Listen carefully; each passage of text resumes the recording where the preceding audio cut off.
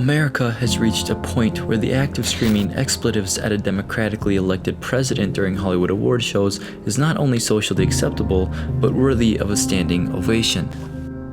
If the left is still searching for an answer as to why Donald Trump was elected president, this is precisely it. If there is one thing that Robert De Niro's vulgar outburst against President Trump at the Tony Awards demonstrates, it is that America's capacity for civil discourse has become virtually non-existent. This is far from the first time a celebrity was celebrated for taking the liberty to demonize our country's leader using profane insults in place of valid criticisms. The actions of those along with De Niro, such as Kathy Griffin, Jimmy Kimmel, and J.K. Rowling, endorse the unwanted animosity against Trump that only feeds the cycle of political delusion. Although this behavior isn't necessarily limited to the left, it is certainly their popular course of action. The whataboutism argument used in defense of such comments demonstrates the hypocrisy behind the tactics being used predominantly by the party of tolerance. But this begs the question, who cares what a few partisan celebrities have to contribute to the sphere of American politics? It's not necessarily individual opinions that matter, but the normalization of uncivil discourse that leads to a lack of regard for truth and a lack of regard for others. The importance of civility in political discourse is not only essential for organizing thoughts and ideas in a society, but vital for limiting the backlash effect that often leads to a poorly governed nation.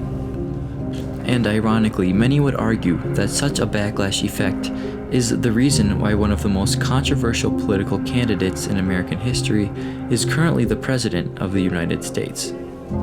Yet, the left seems oblivious to the fact that ill-mannered outbursts of moral superiority have observable long-term consequences, especially when they are televised for millions of Americans to see.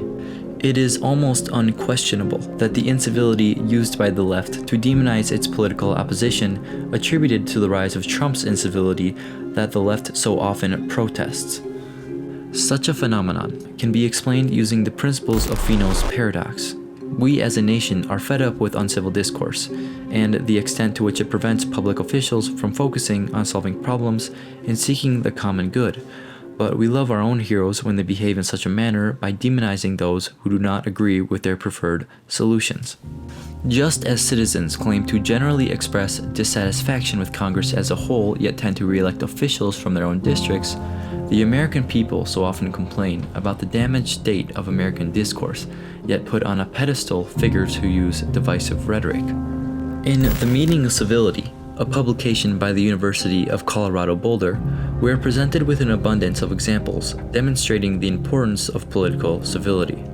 The essay writes that the many differing interests which divide our increasingly diverse society will produce an endless series of confrontations over difficult moral and distributional issues. While continuing confrontation is inevitable, the enormous destructiveness which commonly accompanies these confrontations is not. Political division will always be present and ideas always polarized, but the destructive tactics used by some often have unintended consequences. One such consequence is the inability to effectively govern. As written in The Negative Consequences of Uncivil Political Discourse, the frustrations of those in office center on the lack of results. The gridlock in Washington and in many state capitals is partly caused by partisan one-upmanship, often expressed in ways that do not show respect for those with differing views. This is precisely what we are experiencing today. The partisan one-upmanship, or more specifically, moral grandstanding of the Hollywood elites, demonstrates a severe insolence for the president and those who support him. But not only is this detrimental to the civility of our nation, it is detrimental to the objectives of those who continuously display this behavior. Even the New York Times acknowledges the counterproductivity of these methods.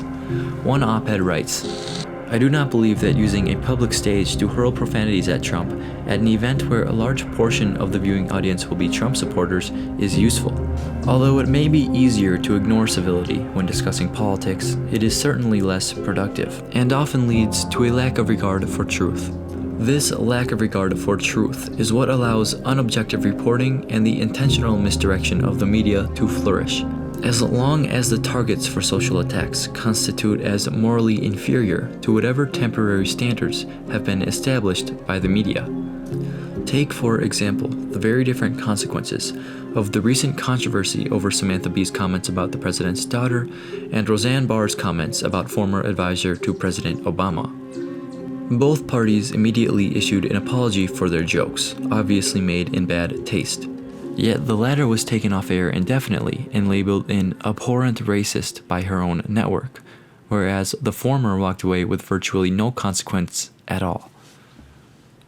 And this lack of penalty for Bee's comments is almost certainly due to the fact that such remarks are socially acceptable, as long as they are made in the name of moral supremacy.